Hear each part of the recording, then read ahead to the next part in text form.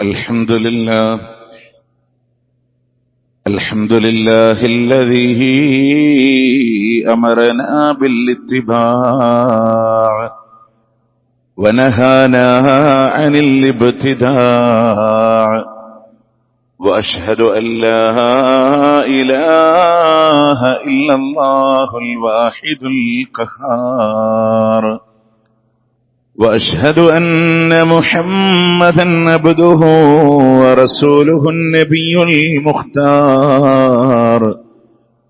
اللهم صل على محمد وعلى آل محمد كما صليت على إبراهيم وعلى آل إبراهيم إنك حميد مجيد.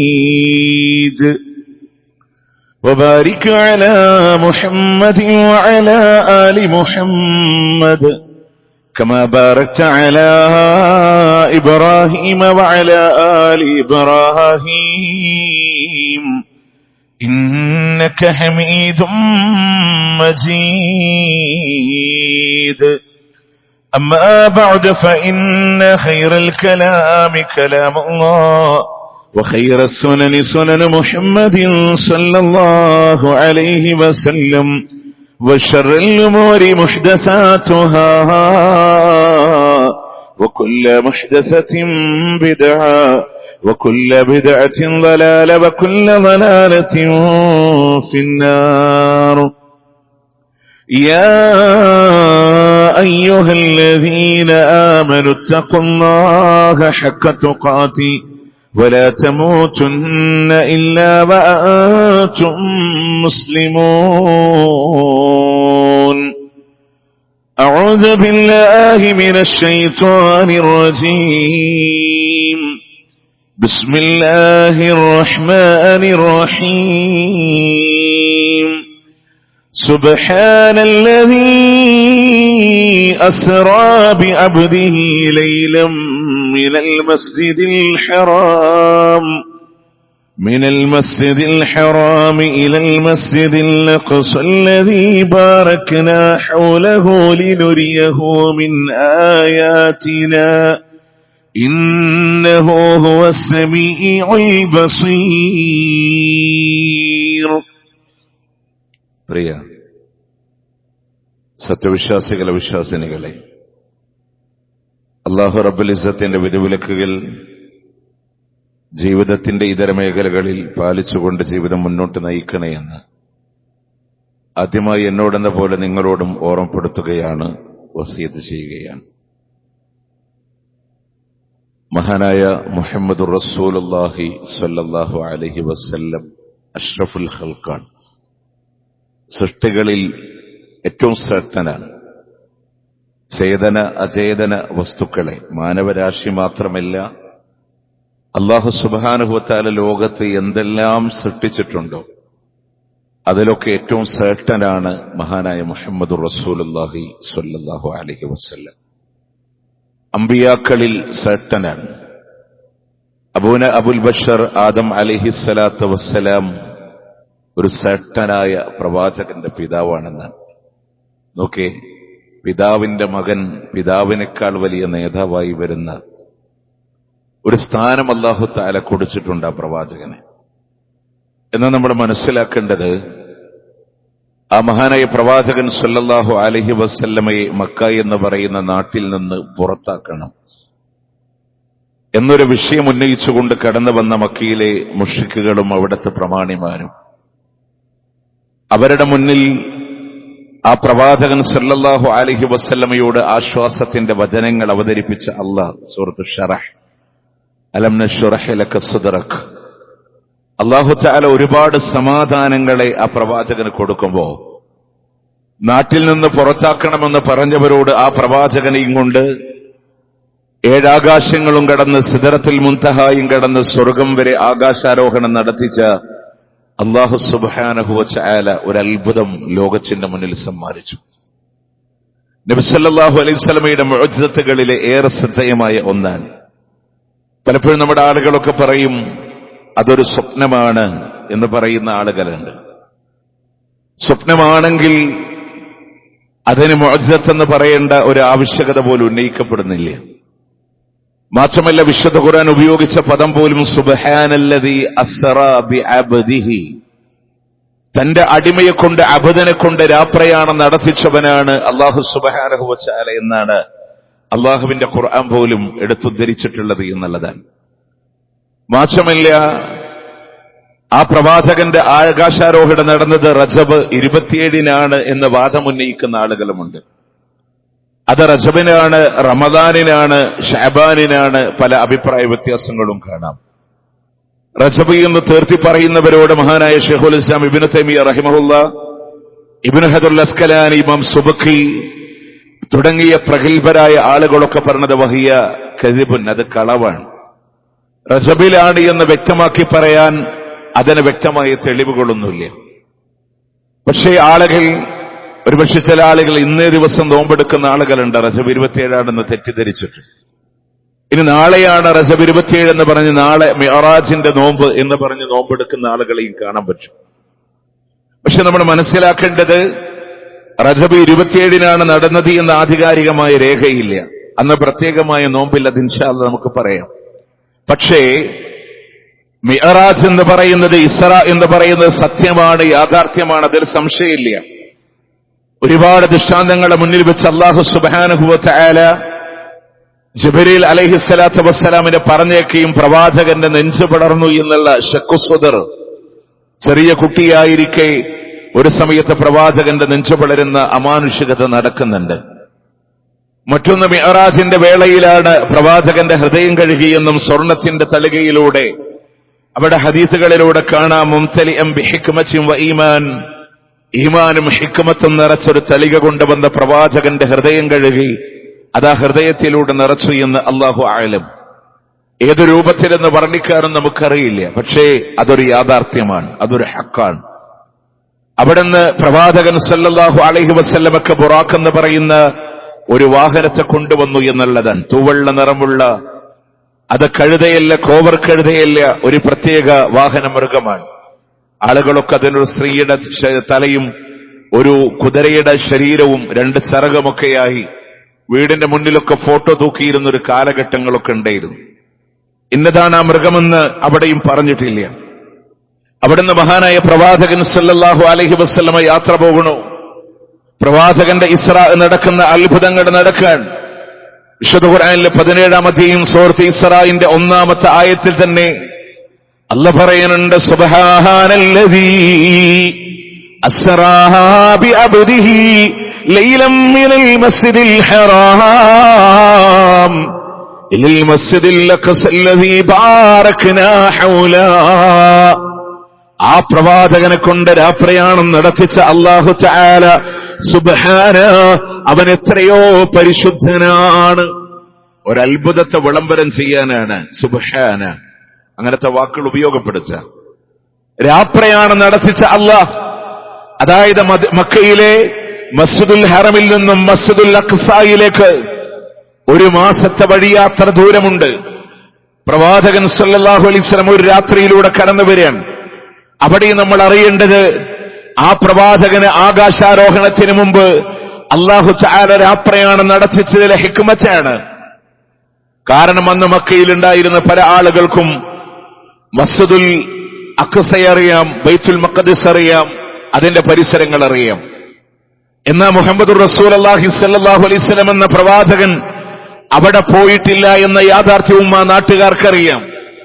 പക്ഷെ അങ്ങനെയുള്ള പ്രവാചകൻ സല്ലല്ലാഹു അലൈഹി വസല്ലമ ഒരൊറ്റ രാത്രി കൊണ്ട് അവിടെ പോയി എന്ന് പറയുമ്പോ, അവിടെ ഞാൻ കണ്ടത് ഇന്ന ദൃഷ്ടാന്തങ്ങളാണെന്ന് പറയുമ്പോ, അവിടെ സകലമാന പ്രവാചകന്മാർക്ക് ഇമാമായി നമസ്കരിച്ചു എന്ന് പറയുമ്പോ, അവിടെ എന്റെ വാഹന മൃഗത്തിന് കെട്ടിയിട്ട സ്ഥാനം ഇന്നതാണെന്ന് പറയുമ്പോ, അത് കണ്ട ആളുകൾക്കറിയാം അതൊരു യാഥാർത്ഥ്യം തന്നെയാണ്.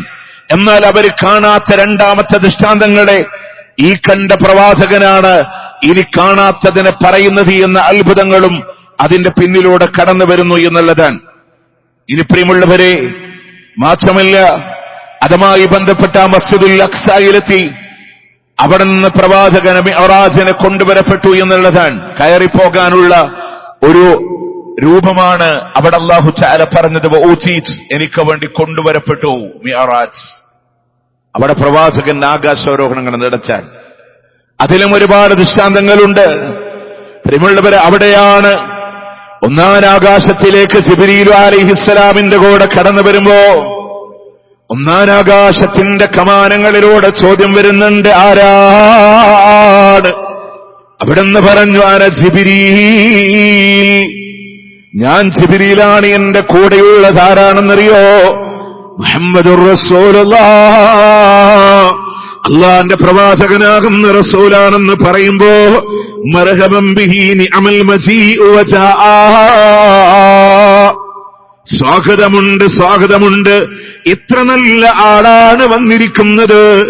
ആകാശലോകത്തേക്ക് സ്വാഗതമെന്ന് മലായിക്കത്തുകൾ പറയാണ്.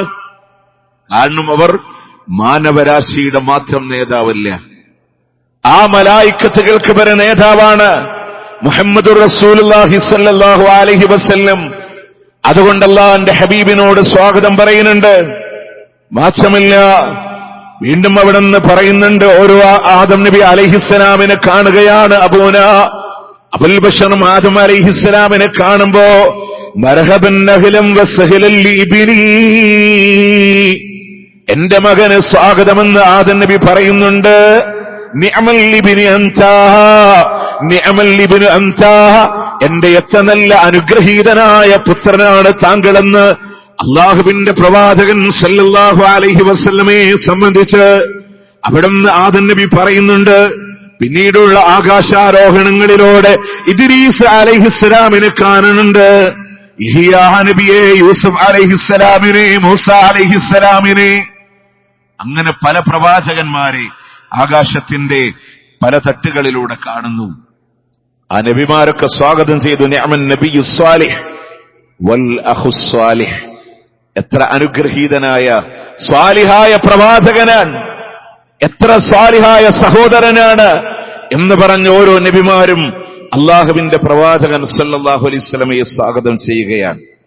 അങ്ങനെ അവിടുന്ന് ഏഴാം ആകാശത്തിലേക്കും അള്ളാഹുവിന്റെ മുത്തുനബി കടന്നു വന്നു. ഏഴാം ആകാശത്തിലൂടെ കാണുന്നത്, ഭൂമിയിലെ മാനവരാശികൾക്കൊരു കഅബയുണ്ടെങ്കിൽ ഏഴാം ആകാശത്തിലുമുണ്ട് ബൈത്തുൽ മഅമൂർ. അത്ഭുതങ്ങളുള്ള ആരാധനാലയമാണ്. ഒരു സമയം 70,000 മലക്കുകൾ ഇങ്ങനെ കടന്നു വരുന്നുണ്ട്. അവരാരും തിരിച്ചു വരുന്നില്ല. വീണ്ടും 70,000 മലക്കുകൾ കടന്നു പോവുകയാണ്. ഇവര് മുഴുവനും അല്ലാഹ്ക്ക് ആരാധനയിലൂടെ മുഴുകുന്നവരാണ്.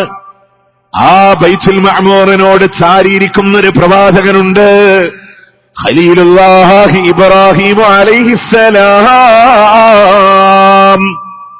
ദുനിയാവിലെ കഅബ ഓർക്കുമ്പോ ഓടിവരുന്ന ആദർശപിതാവ് ഇബ്രാഹിം നബിയാണെങ്കിൽ ബൈത്തുൽ മഅമൂറിനോട് ചാരിയിരിക്കുന്ന ഒരു പ്രവാചകന് അല്ലാഹുവിന്റെ ഹബീബിനെ കാണുമ്പോ അവിടുന്ന് സലാം പറയുമ്പോ ഇബ്രാഹിം നബി പറയാണ്, അക്രി ഉമ്മതക മിന്നി അസ്സലാം, മുഹമ്മദ് നബി അങ്ങയുടെ ഉമ്മത്തിനോട് എന്നിൽ നിന്നുള്ള സലാം പറയണേ നബിയേ. ചങ്ങരംകുളത്തിന്റെ തഖ്വാ പള്ളിയിൽ ഇരിക്കുന്ന നമ്മളോട് മിഅറാജിന്റെ വേളയിൽ അല്ലാഹുവിന്റെ മുത്തുനബിയോട് അവിടുന്ന് ഇബ്രാഹിം നബി പറയുന്നുണ്ട്, മുഹമ്മദ് നബിയേ അങ്ങയുടെ ഉമ്മത്തിനോട് എന്റെ സലാം പറയണേ. ആ സലാമിന് മറുപടിയാണ്, ആ സലാമിന് മറുപടിയാണ് മുഹമ്മദ് നബി സല്ലല്ലാഹു അലൈഹി വസല്ലമയുടെ ഉമ്മ, ലോകാവസാനം വരെ ജീവിച്ചിരിക്കുന്ന ഉമ്മ, നമസ്കാരത്തിന്റെ അത്തഹിയ്യാത്തിലൂടെ അല്ലാഹുമ്മ സ്വല്ലി അലാ മുഹമ്മദിൻ വഅലാ ആലി മുഹമ്മദ് കമാ സ്വല്ലൈത അലാ ഇബ്രാഹീമ വഅലാ ആലി ഇബ്രാഹീം എന്ന് ആ സലാമിന് മറുപടിയായി മുഹമ്മദ് നബി സല്ലല്ലാഹു അലൈഹി വസല്ലമയുടെ ഉമ്മ ഖിയാമത്ത് നാൾ വരെ പറഞ്ഞുകൊണ്ടേയിരിക്കുമെന്നുള്ളതാണ്. അല്ലാഹു തആല ആ മിഅറാജിന്റെ വേളയിൽ ഇബ്രാഹിം നബിയെ കാണിച്ചു കൊടുക്കുമ്പോ അവിടുന്ന് പറഞ്ഞു കൊടുത്ത സലാമാണ്. വീണ്ടും അവിടുന്ന് പറയുന്നുണ്ട്, വഅഖ്ബിറുഹും, നബി അങ്ങയുടെ ഉമ്മത്തിനോടങ്ങ് അറിയിച്ചു കൊടുക്കേണ്ടതുണ്ട്, അന്നൽ ജന്നത്തു ത്വയ്യിബാ, സ്വർഗമെന്നുള്ളത് സ്വർഗമെന്നുള്ളത് വളരെ നല്ലതാണ്. ത്വയ്യിബത്തു തുർബ്, ഏറ്റവും നല്ല മണ്ണുള്ളതാണ്. അദബത്തുൽ മാ, നല്ല ശുദ്ധമായ രുചിയുള്ള വെള്ളമുള്ളതാണ്. വഇന്നഹാ ഖിയാൻ, കൃഷിയോഗ്യമായ മണ്ണുണ്ട്. അവിടെ നിങ്ങൾക്ക് തൈകൾ വേണോ? അവിടെ നിങ്ങൾക്ക് എറാസുകൾ വേണോ? അത് ദിക്റുകളാണ്. അത് ചൊല്ലാൻ അങ്ങയുടെ ഉമ്മത്തിനോട് പറഞ്ഞു കൊടുക്കണേ. സുബ്ഹാനല്ലാഹ്, അൽഹംദുലില്ലാഹ്, അല്ലാഹു അക്ബർ, ലാ ഇലാഹ ഇല്ലല്ലാഹ്. ഈ ദിക്റുകൾ ചൊല്ലാൻ. സ്വർഗത്തിന്റെ മണ്ണ് നല്ലതാണ്, അതിന്റെ വെള്ളം നല്ലതാണ്, കൃഷിയോഗ്യമായ മണ്ണാണ്. അവിടെ നടാനുള്ള നിങ്ങളുടെ തൈകൾ ഏതാണെന്നറിയോ? സുബ്ഹാനല്ലാഹ്, അൽഹംദുലില്ലാഹ്, അല്ലാഹു അക്ബർ. ധാരാളമായിട്ട് ചൊല്ലാൻ, ഒരുപാട് ദിക്റുകൾ ഉണ്ടാവാൻ. പ്രിയമുള്ളവരെ, മാത്രമല്ല വീണ്ടും അവിടെ നിന്ന് പറയാണ് ആ സ്വർഗത്തിന്റെ അനുഭൂതികൾ. അതിനുശേഷം അല്ലാഹുവിന്റെ മുത്തറസൂൽ പറയാണ്, ഏഴാനാകാശത്തില് ഖലീലുല്ലാഹി ഇബ്രാഹിം നബിയെ കണ്ട ശേഷം അവിടുന്ന് കടന്നു പോകുന്നത് നോക്കിയ സിദറത്തുൽ മുൻതഹ എന്ന് പറയുന്ന വലിയൊരു അങ്ങേയറ്റത്തുള്ള, പ്രിയമുള്ളവരെ, ഏഴാനാകാശത്തിന്റെ അങ്ങേയറ്റത്തെ ഇലന്തമരമാണ് സിദറത്തുൽ മുൻതഹ. ആ സിദറത്തുൽ മുൻതഹയുടെ ചാരത്തെത്തി അവിടുന്ന് പറയാണ്, ലാ യസ്തതിഉ അഹദും മിൻ ഖൽഖില്ലാഹ് അയ്യൻഅതഹാ ബിഹുസ്നിഹാ. അല്ലാഹുവിന്റെ പടപ്പുകളില് ഒരാൾക്ക് പോലും അതിന്റെ വിശേഷണങ്ങളെ പറഞ്ഞു തരാൻ കഴിയില്ല. റസൂലുള്ളാഹി സ്വല്ലല്ലാഹു അലൈഹി വസല്ലം പറയാ, അല്ലാഹുവിന്റെ പടപ്പുകളില് ഒരാൾക്ക് പോലും അതിന്റെ വിശേഷണം പറഞ്ഞു തരാൻ കഴിയില്ല. മുത്തുനബി സ്വല്ലല്ലാഹു അലൈഹി വസല്ലം പോലും ചില അടയാളങ്ങൾ പറഞ്ഞു എന്നല്ലാതെ അതിന്റെ കായ്കളെപ്പറ്റി, അതിന്റെ ഇലകളെപ്പറ്റി ചില അടയാളങ്ങൾ പറഞ്ഞു എന്നല്ലാതെ അതിനെ വർണ്ണിക്കാൻ പറ്റൂലെന്ന്. അതെവിടെയാണ് സിദറത്തുൽ മുൻതഹ? ഏഴാനാകാശത്തിന്റെ അങ്ങേയറ്റത്തിലെ ഇലന്തമരമാണെന്ന് പറഞ്ഞിട്ടുണ്ടെങ്കിൽ വഇൻദഹാ ജന്നത്തുൽ മഅവാ, അതിന്റെ അടുത്താണ് സ്വർഗമുള്ളത്. അതിന്റെ അടുത്താണ് സ്വർഗമുള്ളത്. പ്രിയമുള്ളവരെ, ആഗ്രഹമില്ലേ, അഭിലാഷമില്ലയോ? ആ സ്വർഗമുണ്ട്. എന്നാൽ അവിടെ ഒരു മറയുടെ അതിന്റെ അപ്പുറത്ത് നിന്ന് അല്ലാഹു തആല നേർക്കുനേരെ സംസാരിക്കുകയാ. അല്ലാഹുവിന്റെ മുത്തുനബിയോടൊരു മറക്കപ്പുറത്ത് നിന്ന് സംസാരിക്കുന്നുണ്ട്. ഫഔഹാ ഇലാ അബ്ദിഹി മാ ഔഹാ, ബോധനമായി നൽകാനുള്ളത് മുഴുവനും അവിടെ നിന്ന് കൊടുക്കുന്നുണ്ട്. ആ കൊടുക്കുന്നതിൽ കിട്ടിയൊരു സമ്മാനമാണ് 50 വക്തിന്റെ നമസ്കാരമാണ്. 50 വക്തിന്റെ നമസ്കാരമാണ്. അല്ലാഹുവിന്റെ ഹബീബ ഉപഹാരമായി തിരിച്ചു വരുമ്പോ ഇസ്രായേൽ സന്തതികളിലൂടെ പ്രബോധനത്തിന്റെ പരിചയമുള്ള മൂസ അലൈഹിസ്സലാം ചോദിക്കുന്നുണ്ട്, മല്ലദീ ഫറദ അലാ റബ്ബുക ഉമ്മതക്, താങ്കളുടെ ഉമ്മത്തിനെ അല്ലാഹു ഫർളാക്കിയത് എന്താണ്? മുഹമ്മദ് നബി സല്ലല്ലാഹു അലൈഹി വസല്ലം പറഞ്ഞു സന്തോഷത്തോടെ, 50 വക്തിന്റെ നമസ്കാരാണ്. ആലോചിച്ചോക്കെ, 50 വക്ത് എന്ന് പറഞ്ഞാൽ ഓരോ 25 മിനിറ്റ്സില് 25 മിനിറ്റില് ബാങ്ക് ഉണ്ടാവും, ഇഖാമത്ത് ഉണ്ടാവും, നിസ്കാരം ഉണ്ടാവും. അല്ലെ 50 വക്ത്. നമ്മൾ ടൈമിനോട് നമ്മൾ കാൽക്കുലേറ്റ് ചെയ്യുമ്പോൾ ഓരോ 25 മിനിറ്റിലും ബാങ്കും ഇഖാമത്ത് നിസ്കാരം ഉണ്ടാവും. ഇതാണ് 50 വക്തിന്റെ പ്രത്യേകത, അല്ലേ? പക്ഷേ അവിടെ നിന്ന് പറഞ്ഞു, ഫറാജി റബ്ബക്, മൂസാ നബി പറയാണ്, ഇസ്രായേൽ സമുദായത്തിലെ പ്രബോധനം ചെയ്ത സമൂഹത്തിന്റെ അവസ്ഥ വെച്ച് പറയാം, റബ്ബിലേക്ക് മടങ്ങ്. അല്ലാഹുവിന്റെ മുത്തുനബി മടങ്ങുന്നുണ്ട്. യാ റബ്ബി ഇന്ന ഉമ്മത്തി ളഅഫാ, അല്ലാഹുവേ എന്റെ ഉമ്മത്ത് ദുർബലരാണ് റബ്ബേ. അജ്സാദുഹും വഅബ്സാറുഹും വഅസ്മാഉഹും വഖുലൂബുഹും, അവരുടെ കേൾവിയാവട്ടെ, കാഴ്ചയാവട്ടെ, ശരീരമാവട്ടെ, ഹൃദയമാവട്ടെ, എല്ലാം ദുർബലമാണ്. ഫഖഫിഫ് അന്നാ, ഒന്ന് ഇളവ് തരണേ അല്ലാഹ്. 50 അങ്ങനെ കടന്നു വന്നിട്ട് ഇങ്ങനെ കുറച്ച് വന്ന് അവസാനം 5ആക്കി. അല്ല പറയാണ് അംലൈതാഹ ഫരീലതീ, എന്റെ ഫർളിനെ ഞാനിതാ നിർണയിച്ചു തന്നിരിക്കുകയാണ്, ഖദറാക്കി തന്നിരിക്കുകയാണ്. വഖഫഫ്തു അൻ ഇബാദതീ, എന്റെ ഉമ്മത്തിന് ഞാനത് ലഘുവാക്കി തന്നു, അഞ്ചാക്കി തന്നില്ലയോ? വഅജ്സിൽ ഹസനത അശറ വഹിയ ഖംസ വഹിയ ഖംസൂൻ, അതിന്റെ പ്രതിഫലം 10 ഇരട്ടിയാണ്. അത് ഈ 5 നിങ്ങൾക്ക് 50 അല്ലാഹു തആല പറഞ്ഞ എന്താണ്? 10 ഇരട്ടി പ്രതിഫലം ഉണ്ടെന്ന്. 5 വക്ത് നിസ്കരിച്ചാൽ മതി, 50 പ്രതിഫലം നൽകാം, 50 കൂലി നൽകാം. നിങ്ങൾ ആലോചിച്ചൊക്കെ, നേരത്തെ ഞാൻ പറഞ്ഞ പോലെ ഓരോ 25 മിനിറ്റിലും ബാങ്ക് കൊടുത്ത് ഇഖാമത്ത് കൊടുത്ത് നിസ്കരിക്കണ പ്രതിഫലമാണ്. അല്ലാഹു 50 പ്രതിഫലം 5 തരാണ്. അതുകൊണ്ടാണ് അതിനെ ഗിഫ്റ്റാണ് എന്ന് പറഞ്ഞത്. പ്രിയമുള്ളവരെ, അസ്വലാ നിസ്കാരമാണ്. ആ വാക്കിന്റെ ബേസ് എവിടെയാണെന്നറിയോ? ഉലമാക്കൾ പറയുന്നു സിലത്ത്, ചേർത്ത് വെക്കലാണ്. കുടുംബ ബന്ധം ചേർക്കണേന് സിലത്തുർ റഹിം, അല്ലാഹുവിനോടുള്ള ബന്ധം ചേർക്കലാണ് നിസ്കാരം. 7 ആകാശത്തിന് മുകളില് അർശിനും കുർസിക്കും മുകളിൽ ഉപവിഷ്ടനായ അല്ലാഹ് ഈ കേരളത്തിന്റെ ചങ്ങരംകുളത്തിന്റെ തഖ്വ പള്ളിയിലെ സാധാരണക്കാരായ നമ്മളോട് അല്ലാഹുവുമായുള്ള ബന്ധം ഇങ്ങനെ ചേർത്ത് മറുപടി പറയുന്ന നിസ്കാരം, ഖദ് അഫ്ലഹൽ മുഅ്മിനൂൻ, ആ വിശ്വാസികൾക്കാണ് വിജയമുള്ളത്. അതുകൊണ്ട് വിടരുത്, വീഴ്ച വരുത്തല്ലേ. മുത്തറസൂല് വിട പറയുന്ന സന്ദർഭത്തിൽ പോലും പൊന്നുമോള് ഫാത്തിമയുണ്ട്, ഹസൻ ഹുസൈൻ റളിയല്ലാഹു അൻഹുമായുണ്ട്, പ്രിയപ്പെട്ട ഭാര്യമാരുണ്ട്, അളിയനായ അബ്ദുറഹ്മാൻ റളിയല്ലാഹു അൻഹുമുണ്ട്. ആയിഷ നീ എവിടെ എന്ന് റസൂലുള്ള വിളിച്ചില്ല. എന്റെ ഫാത്തിമ എവിടെ?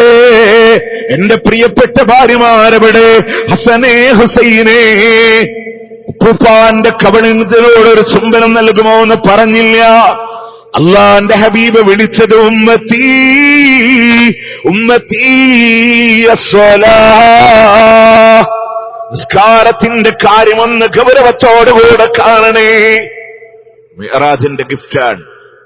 അതുകൊണ്ട് ഈ ലോകത്തെ ജീവിതം കഴിഞ്ഞ് അള്ളാന്റെ കോടതിയിൽ തിരിച്ചു വന്നാൽ ആദ്യമായി അള്ളാഹ് ചോദിക്കുന്നത് നിസ്കാരവുമായി ബന്ധപ്പെട്ടാണ്. ആ നിസ്കാരം എങ്ങനായിരുന്നു അല്ലേ? അത്ര ഗൗരവത്തിലൂടെ കാണാൻ. പ്രിയമുള്ളവരെ, ഇത്ര അത്ഭുതങ്ങൾ നിറഞ്ഞതാണ് മുസ്നബിയുടെ മിഅ്റാജ്. ഇനി ആ യാത്രയിലുടനീളമുള്ള സന്ദർഭങ്ങളെപ്പറ്റി പോലും അവിടെ നിന്ന് പറയുന്നുണ്ട്. ലാ ഇലാഹ ഇല്ലല്ലാഹ് സ്വീകരിച്ചവരെ ഇബ്രാഹിം നബി വിശ്വാസത്തിന്റെ സംഹിത ഊട്ടിയുറപ്പിക്കാനുള്ള ദിക്ർ പറഞ്ഞു കൊടുത്തു. അതിനിടയിൽ പലതവണ നിങ്ങളുടെ ശ്രദ്ധയിൽപ്പെടുത്തിയ ഒരു ചരിത്ര സംഭവമുണ്ട് ഇമാം മുഹമ്മദ് തന്റെ മുസ്നദിൽ ഉദ്ധരിക്കാൻ. മുത്തനബീനും കൊണ്ട് ജിബ്രീൽ അലൈഹിസ്സലാം യാത്ര പോകുമ്പോ വല്ലാത്തൊരു സുഗന്ധം ഇങ്ങനെ അടിച്ചു വീശുന്നുണ്ട്.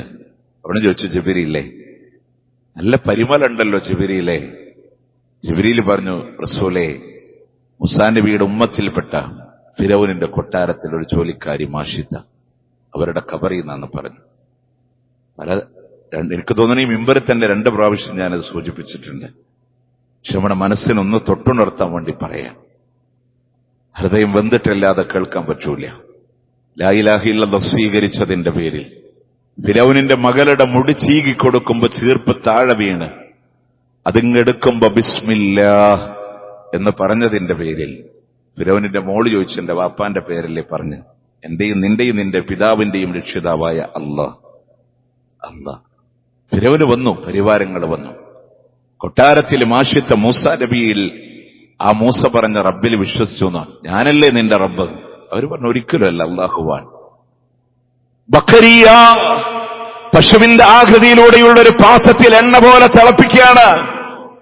മൂത്ത കുഞ്ഞിനെ പിടിച്ചുകൊണ്ട് ചോദിക്കുന്നു, മാഷിത്ത, പിന്മാറാനുള്ള ഒരുക്കണ്ടോ? കരിച്ചു കളയാൻ പോവാണ്. അവര് പറഞ്ഞു, മാറ്റമില്ല. പ്രിയമുള്ളവരെ, നൊന്ത് പ്രസവിച്ച ഉമ്മാടെ മുന്നില് അവർ പോറ്റി വളർത്തിയ മകളെ ഫിറഔൻ എന്ന് പറയുന്ന ക്രൂരനായ ഭരണാധികാരി ആ എണ്ണയിലൂടെ കരിച്ചു കൊല്ലുമ്പോ, ഉമ്മാടെ മുന്നിൽ വെച്ച ജീവന് വേണ്ടി ഒരു മകളെ പിടക്കുമ്പോ അത് കണ്ടു നിൽക്കുന്ന ഉമ്മാന്റെ മാനസികാവസ്ഥ എന്താണ്? ക്രൂരനായ ഫിറഔനിന്റെ 2ാമത്തെ ചോദ്യം വന്നു, മാഷിച്ച പിന്മാറാനുള്ള ഒരുക്കണ്ടോ? നിന്റെ രണ്ടാമത്തെ കുഞ്ഞിനെയും ഞാൻ കൊന്നുകളയാണ്. മാതാപിതാക്കളെ ജീവിച്ചിരിക്കെ മക്കളെ മരിക്കുമ്പോ മാനസികാവസ്ഥ എന്താണ്? അതും ഒരു ഉമ്മാടെ മുന്നിൽ വെച്ച് എനിക്ക് പിന്മാറാനുള്ള ഒരുക്കല്ല എന്ന് പറയുമ്പോ, രണ്ടാമത്തെ കുഞ്ഞിനെയും അതിലൂടെ കരിച്ചു കളയുമ്പോ, ജീവന് വേണ്ടി പടയുമ്പോ, ജീവിതത്തിന്റെ ഒടുക്കത്തെ പടച്ചിൽ നടക്കുമ്പോ, മൂന്നാമത് പറയുന്നുണ്ട്, ഉമ്മാന്റെ മരണത്തിലൂടെ ഒട്ടിക്കിടക്കുന്ന കുഞ്ഞുണ്ടേ, ആ കുഞ്ഞിനെ ഫിർഔനിന്റെ പരിവാരങ്ങൾ ഇങ്ങനെ പറിച്ചെടുക്കാണ്. പാല് കുടിക്കുന്ന പ്രായത്തിലുള്ള ഇളം പൈതലാണ്. സ്വാഭാവികമായും ഒരു ഉമ്മാന്റെ മനസ്സിങ്ങനെ വിറച്ചു പോകുമ്പോ ആ ഉമ്മാന്റെ ഹൃദയം ഇങ്ങനെ വിറക്കുകയാണ്. പക്ഷേ പിന്മാറാൻ ഒരുങ്ങണ്ട എന്ന് പറഞ്ഞു കൊടുത്തത് ആരാണെന്നറിയോ? സംസാരിക്കാൻ പ്രായമാവാത്ത കുഞ്ഞു പറയാണ്. മൂസ അവിടുന്ന് ഈസാ നബി അലൈഹിസ്സലാമിന് പുറമേ, സാഹിബ് സുറൈജിന് പുറമേ ആ കുഞ്ഞിങ്ങനെ സംസാരിക്കുന്നുണ്ടുമ്മ, ഫഇന്ന അദാബ ദുനിയാ അഹ്വന മിൻ അദാബിൽ ആഖിറ. എന്നെ വിട്ടേക്കുമ്മ, ദുനിയാവിലെ അദാബൊക്കെ നിസ്സാരമാണുമ്മ, എന്നെ വിട്ടേക്കുമ്മ. അവിടുന്ന് മാഷിത പറയുന്നുണ്ട്, ഫിർഔൻ എന്റെ കുഞ്ഞിനെയും നീ കൊന്നുകളഞ്ഞേക്ക്, അവസാനം നീ എന്നെയും കൊന്നുകളയുമ്പോ ഒരൊറ്റ കുഴിയിൽ ഞങ്ങളെ മറമാടനേ ഫിർഔൻ. ക്രൂരനായ ഫിർഔന് ആ കുഞ്ഞിനെ കൊല്ലുന്നുണ്ട്, മാഷിത്താനെ കൊല്ലുന്നുണ്ട്, ഒരൊറ്റ കുഴിയിലൂടെ അവരെ മറമാടുന്നുണ്ട്. അങ്ങ് മിഅ്റാജിന്റെ വേളകളിലൂടെ ജിബ്രീൽ പറയുന്നുണ്ട്, നബിയേ അടിച്ചു വീശുന്ന സുഗന്ധമേതാണെന്നറിയുമോ? ആ മാഷിത്തായുടെ ഖബറിൽ നിന്ന്, അവരുടെ മക്കളുടെ ഖബറിൽ നിന്ന് വരുന്ന സുഗന്ധമാണ് നബിയേ. ആലോചിച്ചു നോക്കി, ഇതൊക്കെ മിഅ്റാജുമായി ബന്ധപ്പെട്ട് പഠിപ്പിക്കപ്പെട്ടതാണ്. അല്ലാഹു സുബ്ഹാനഹു വ തആല മനസ്സിലാക്കി ജീവിക്കാൻ അല്ലാഹു തൗഫീഖ് നൽകി. അല്ലാഹു അനുഗ്രഹിക്കുമാറാവട്ടെ. പ്രിയമുള്ള ഒരുപാട് പാഠങ്ങളുണ്ട്. ഇതൊന്നും സ്വപ്നമില്ലാട്ടോ, ഇത് യാഥാർത്ഥ്യമാണ്. മുത്തുനബിയുടെ ശരീരം കൊണ്ടും റൂഹ് കൊണ്ടും അല്ലാഹു നടത്തിച്ച യാത്ര എന്ന് അള്ളാന്റെ ഖുർആൻ സർട്ടിഫൈ ചെയ്തിട്ടുള്ളൊരു യാത്രയാണ്. അത് വിശ്വസിക്കുമ്പോഴാണ് അബൂബക്കർ റളിയല്ലാഹു അൻഹു സിദ്ദീഖായി മാറിയത്. എന്റെ മുത്തുനബി പറഞ്ഞിട്ടുണ്ടോ? അത് സത്യമാണ്. അന്ന് വീണ പേരാണ് സിദ്ദീഖ്. നമ്മളും ആ വിശ്വാസത്തിനെ മനസ്സിലാക്കി ജീവിക്കാം. അല്ലാഹു ഹക്കിന്റെ മാർഗത്തിൽ ജീവിക്കാൻ അല്ലാഹു തൗഫീഖ് നൽകി അനുഗ്രഹിക്കുമാറാവട്ടെ.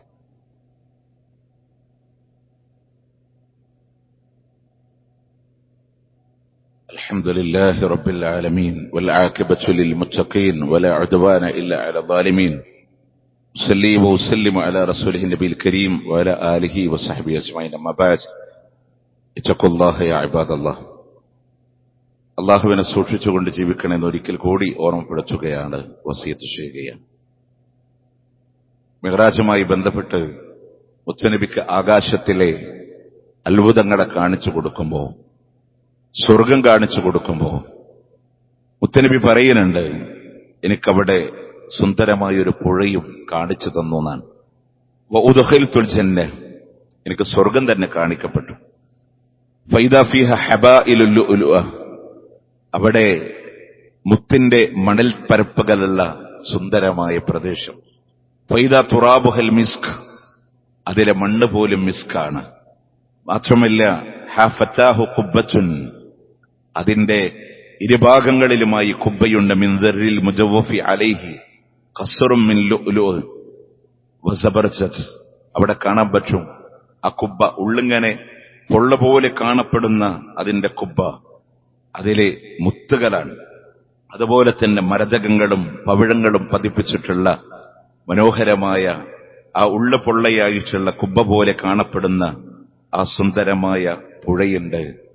ആ പുഴയുടെ പേരാണ് ഹൗദുൽ കൗസർ, മുത്തുനബിക്കുള്ള ഹൗദ്. നമുക്ക് കിട്ടണ്ടേ അവിടെ? ആ ഹൗദിൽ നിന്ന് പാനീയങ്ങളെ മുക്കിക്കൊടുക്കുന്ന ആളുകളെ പറ്റി പറയുന്നുണ്ട്.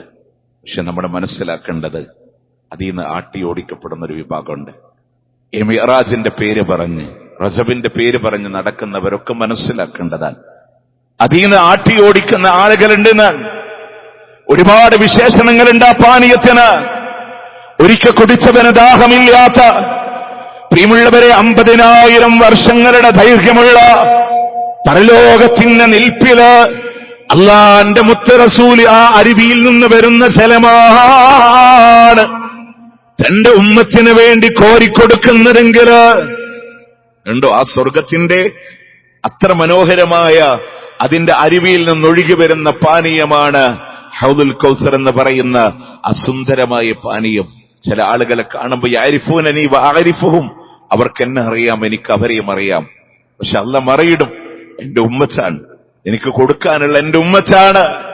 മുത്തനബിയെ അറിയില്ല താങ്കൾക്ക്, താങ്കളുടെ കാലശേഷം അവരെന്താണ് ചെയ്തത് എന്നറിയില്ല. ആ സമയത്ത് അല്ലാഹുവിന്റെ ഹബീബ് പറയുന്നുണ്ട്, സുഹുക്കൻ സുഹുക്കാ, ദൂരെ പോ ദൂരെ പോ എന്ന് പറഞ്ഞ് പ്രവാചകൻ ആട്ടിയോടിക്കുന്നത്, എന്റെ മതത്തിലൂടെ കലർപ്പുണ്ടാക്കിയവരെ, മൻ ഉയ്യറ ഫീ ദീനീ, എന്റെ മതത്തിലെ കലർപ്പുണ്ടാക്കിയവരെ. മറ്റൊരു റിവായത്തിലൂടെ കാണാം, ബദ്ദല ഫീ ദീനീ, എന്റെ മതത്തിൽ പകരമുണ്ടാക്കിയവരെ ദൂരെ പോ എന്ന് പറഞ്ഞ് ആട്ടിയോടിക്കുന്ന അള്ളാന്റെ ദീനിൽ നമ്മുടെ വക ഒന്നും വേണ്ട. നോമ്പെടുക്കുന്നവരോടും നോമ്പെടുക്കാൻ കാത്തു നിൽക്കുന്നവരോടും. ഒന്ന്, മിഅ്റാജ് ഉണ്ടായത് റജബ് 27 രേഖയില്ല. രണ്ടാമത്തെ വിഷയം നമ്മൾ മനസ്സിലാക്കേണ്ടത്, ഈ മിഅ്റാജ് ഉണ്ടായത് ആർക്കാണ്? മുത്തുനബിക്കാൻ. അതുകൊണ്ട് വിശ്വസിച്ചവരാരാണ്? സഹാബത്താൻ. അവരാരും റജബ് 27 ഒരു നോമ്പെടുത്തിട്ടില്ല. മുത്തുനബി എടുത്തിട്ടില്ല, സഹാബത്ത് എടുത്തിട്ടില്ല. പിന്നെ നമ്മൾ എങ്ങനെ അതിലേക്ക് കടന്നു വരണേ? അപ്പൊ നമ്മൾ ഇന്ന് സോഷ്യൽ മീഡിയ വല്ലാതെ വ്യാപിച്ചു കിടക്കുന്ന ഒരു കാലം. ഉസ്താദുമാരൊക്കെ രംഗത്ത് വരണു. അവര് പറഞ്ഞു, മൻസാമ ഫീ 27 റജബ്, റജബ് 27 നിങ്ങൾ നോമ്പെടുത്താൽ 60 ദിവസത്തെ നോമ്പിന്റെ കൂലിയുണ്ട്. റിവായത്തിന്റെ പേര് പറയുന്നു അബൂ ഹുറൈറ റളിയല്ലാഹു അൻഹു. വേറെ ആളുകൾ വന്നിട്ട് പറയുന്നു സൽമാൻ റളിയല്ലാഹു അൻഹു ഉദ്ധരിക്കുന്നുണ്ട്, റജബ് 27 അവിടെ റജബ് 27 അല്ല പറഞ്ഞ, റജബ് തീരാൻ 3 മുമ്പേ ആരെങ്കിലും നോമ്പെടുത്താൽ അപ്പൊ അവിടെ സ്ഥാപിക്കുന്നു റജബ് 27. രാത്രി നിസ്കാരവും പകല് നോമ്പെടുത്ത 100 വർഷം നിസ്കരിച്ച നോമ്പുണ്ട്, 100 വർഷം നോമ്പെടുത്ത കൂലിയുണ്ട്. അല്ലേ? നമ്മളിത് മനസ്സിലാക്കേണ്ടത്, ഈ ഹദീസുകളൊക്കെ കെട്ടിച്ചമച്ചുണ്ടാക്കിയതാണ്, ദുർബലമാണ്. നമ്മൾ മാത്രമല്ല, ഇമാം ബുഖാരിയുടെ സ്വഹീഹ് ബുഖാരിക്ക് ഷറഹ് എഴുതിയ ഇബ്നു ഹജറുൽ അസ്കലാനിക്ക് ഒരു കിതാബുണ്ട്, തഅയീനുൽ അജബ് ഫീ ഫളലി റജബ് എന്നാണ് ആ കിതാബിന്റെ പേര് തന്നെ. ആ കിതാബിൽ അദ്ദേഹം പറയാണ്, ആ റജബുമായി ബന്ധപ്പെട്ട് പ്രത്യേകമായ ഒരു നോമ്പോ നമസ്കാരമോ വന്നിട്ടില്ല. അതുമായി ബന്ധപ്പെട്ട് വന്ന ഹദീസുകളെല്ലാം ലഈഫ ഔ മൗദൂഅ, ദുർബലമാണ്, അല്ലെങ്കിൽ കെട്ടിച്ചമച്ചുണ്ടാക്കിയതാണ് എന്ന് ഹാഫിള് ഇബ്നു ഹജറുൽ അസ്കലാനി. ഒരുപാട് പണ്ഡിതന്മാർക്കും ആ വിഷയത്തിൽ അഭിപ്രായമുണ്ട്. അതായത് അങ്ങനൊരു ഹദീസ് സ്വീകാര്യമായിട്ട് വന്നിട്ടില്ല. ആളുകൾ ഓരോന്നിങ്ങനെ പടച്ചുവിടുന്നു എന്നല്ലാതെ, കാരണം കൃത്യമായ ഒരു സനദിന്റെ അടിസ്ഥാനത്തിലല്ലാതെ ഇസ്ലാമിലൊരു ഇബാദത്ത് നിലനിൽക്കില്ല. പ്രത്യേകമായൊരു നിസ്കാരോ പ്രത്യേകമായൊരു നോമ്പോ റജബില് പഠിപ്പിച്ചിട്ടില്ല. നോർമലി നമുക്കുള്ള സുന്നത്തുകളൊക്കെ റജബിലെടുക്കാം. റജബ് ഒരുക്കത്തിനുള്ളതാണ്, റജബ് വിത്ത് നടാനുള്ളതാണ്, ഷഅബാന് തേവി നനക്കാനുള്ളതാണ്, റമദാൻ അതിന്റെ വിളവെടുപ്പ് കൊയ്യാനുള്ളതാണ്. അതുകൊണ്ട് റമദാനുള്ള ഒരു ഒരുക്കായിട്ട് നമ്മൾ ഈ റജബിനെ കാണാം. അതല്ലാതെ പ്രത്യേകിച്ചൊരു നോമ്പ് തിങ്കളും വ്യാഴം നമുക്ക് നോമ്പെടുക്കാം, 13, 14, 15 നമുക്ക് നോമ്പെടുക്കാം. സുന്നത്ത് നോമ്പുകൾ യഥേഷ്ടം നമുക്ക് നോറ്റെടുക്കാം. അതുപോലെ തന്നെ ഉള്ള സുന്നത്ത് നമസ്കാരങ്ങളൊക്കെ ആത്മാർത്ഥമായിട്ട് നിർവഹിക്കുക. അതിലൊന്നും ഒരു താല്പര്യമില്ലാതെ ഇല്ലാത്തൊരു നോമ്പിന് വേണ്ടി വല്ലാത്ത തിങ്കളാഴ്ച നോമ്പെടുക്കൂല, വ്യാഴാഴ്ച നോമ്പെടുക്കൂല, അതിനൊന്നൊരു പ്രത്യേകത സമൂഹം കാണിക്കില്ല. 13, 14, 15 ഒരു വർഷം മുഴുവൻ നോമ്പെടുത്ത കൂലിയുണ്ട്, അതിലേക്കും നമ്മളില്ല.